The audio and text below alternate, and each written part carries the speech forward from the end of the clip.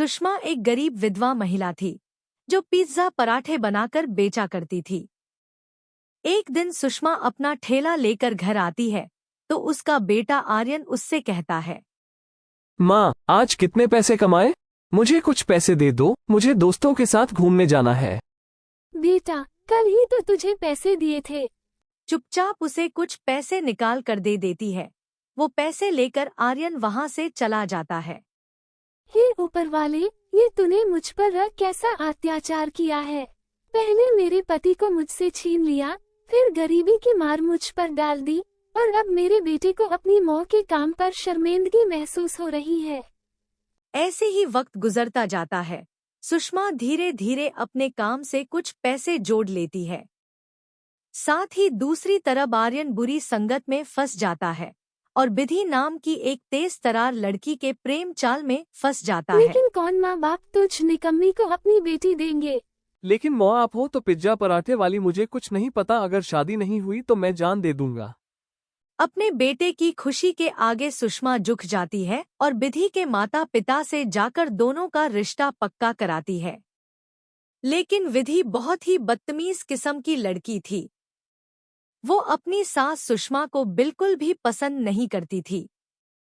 एक दिन सुषमा बहुत सारे दिन ठेले पर खड़े रहकर और अकेले काम करके मैं थक जाती हूँ।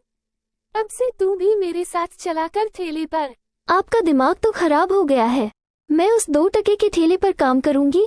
ये काम सिर्फ आपको शोभा देता है, जो दिन रात घोड़े गधे की तरह से काम करती हो, लेकिन आपकी आमदनी फिर भी धेले भर की नहीं है।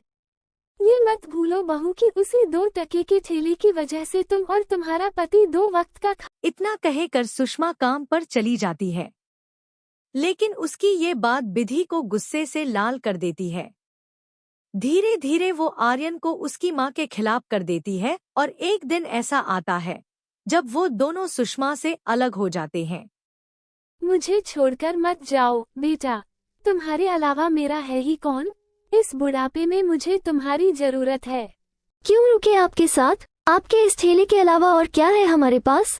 मैं अपने पति को अच्छी नौकरी दिलवाऊंगी, फिर हम दोनों खुशी खुशी अपनी जिंदगी जिएंगे। वैसे ही सब लोग मुझे गरीब पिज्जा पराठे वाली का लड़का कहते हैं। इतना कहकर विधि और आर्यन घर छोड़कर चले जाते हैं। ऐसे ही कुछ समय बीत जाता है और सुषमा दिन पर दिन बूढ़ी होती जा रही थी। सुषमा की तबीयत खराब रहने लगी थी, पर ठेला रोज लगाती और दूसरी तरफ आर्यन और उसकी बीवी कुछ काम नहीं करते थे। दिन पे दिन कर्जा बढ़ता जा रहा था। रानू सेठ के कुछ आदमी वहां पर आ जाते हैं और मार पीट करने लगते हैं। विधि के हाथ में चोट आ जाती है। जैसे ही सुषमा को पता चलता है तभी सुषमा वहां पे आ जाती है। उन गुंडों को कर्ज के सारे पैसे देती है। जल्दी से सुषमा और आर्यन हॉस्पिटल लेकर जाते हैं, जल्दी से करवाते हैं। माँ जी, मुझे माफ कर दो। मुझे एहसास हुआ कि बेटे को माँ से दूर नहीं करना चाहिए।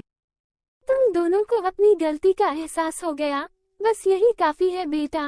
काम कोई भी छोटा या बड़ा नहीं होता, काम बस इज्जत से करना चाहिए। कुछ समय के बाद सुषमा की तरह आर्यन के हाथ के पनीर के पराठे भी सबको बहुत पसंद आते हैं और उसका काम अच्छा चलने लगता है। कुछ समय बाद आर्यन अपनी माँ के नाम से होटल खोल देता है।